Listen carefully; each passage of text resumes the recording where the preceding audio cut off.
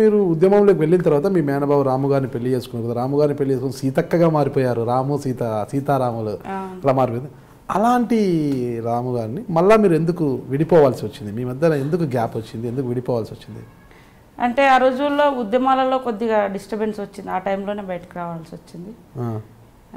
అంటే కొంచెం ఆయన వేరే రూట్లో ఉన్నాడు, నేను వేరే రూట్. మళ్ళీ ఆయన మరో వివాహం చేసుకున్నాడు అంటుంటారు అప్పట్లో. అదే నేను బయటకు వచ్చినాక మీరు అంటే డైవర్స్ తీసుకొని బయటకు వచ్చారా లేదా మామూలుగా విడిపోయారా మీరు? మామూలుగానే అందులో ఇంకా నేను వచ్చేసినాక ఆయన మ్యారేజ్ చేసుకున్నాడు, వద్దనుకున్నాను. మామూలుగా అడవుల్లో పెళ్ళిళ్ళు చేసుకుంటారు కదా, అంటే ఊరికే తాళి కడతారా లేదంటే ఊరికే బొట్టు పెట్టి ఏదన్నా నా భార్య అనుకుంటారా? మా పెళ్ళి అయితే కంకవనాల చేత కంక ఉంటాయి, ఆకులు, అడవిలో దొరికే చెట్లు, పువ్వులు ఉంటాయి, అట్లనే చేసుకుంటారు ఎవరైనా. దండలు మార్చుకోవడం అంతే. ఈ తాళి ఇవన్నీ ఏమో ఉండవు. అంటే మామూలుగా ఆదివాసీలు అలా చేసుకుంటారు, అంటే మావోయిస్టులు అలా చేసుకుంటారా? అంటే విప్లవకారులు ఈ తాళి ఇవన్నీ ఒక మనసు సిద్ధాంతము, ఇదంతా అవి సిద్ధాంతాలకు వ్యతిరేకం అన్నమాట. ఈ తాళి అనేది వ్యతిరేకం. ఇవన్నీ తాళి కట్టడం అంటే ఒక ఉరితా టైపు అనేది ఇట్లాంటి ఆ టైప్ అన్నట్టు. అది ఆదర్శ వివాహాలు అంటారు అన్నట్టు. అంటే అవి ఇద్దరు మనసులు కలిసి చేసుకుంటున్నాం కాబట్టి ఇవన్నీ అవసరమా అనే మనసులు కలవాలి కానీ తాళి కాదు. తాళి కలిపి తాళి కట్టేసేది ఏం లేదు, మనసులు కలవాలి, మనసులు అనేది.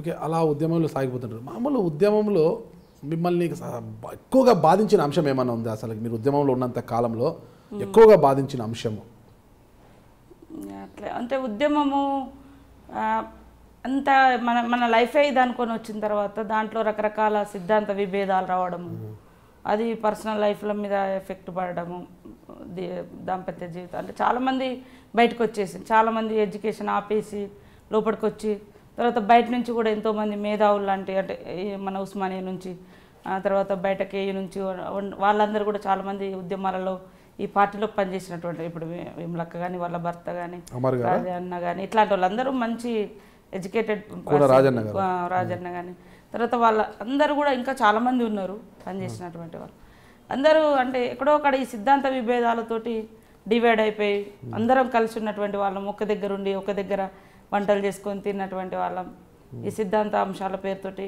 డివైడ్ అవ్వడం, మేము మళ్ళీ వెనకకి వచ్చే పరిస్థితి ఉంటుంది అని ఎప్పుడు కూడా అనుకోలేదు. ఎందుకంటే బాబుని కూడా 2 monthsకే వేరే వాళ్ళకి ఇచ్చేసింది నేను పుట్టిన తర్వాత. అంటే బంధువులకు కూడా, అంటే మన వాళ్ళు వేరే వాళ్ళకి ఇచ్చేసిన, తల్లిదండ్రులకు కూడా ఇవ్వలేదు. మా అమ్మ కొట్లాడి మళ్ళీ తెచ్చుకుంది అక్కడ నుంచి. అంటే ఇవన్నీ ఏదో వద్దు, మనది సిద్ధాంతంతో దీంట్లోనే మన జీవితం పోవాలి అనుకున్నాము.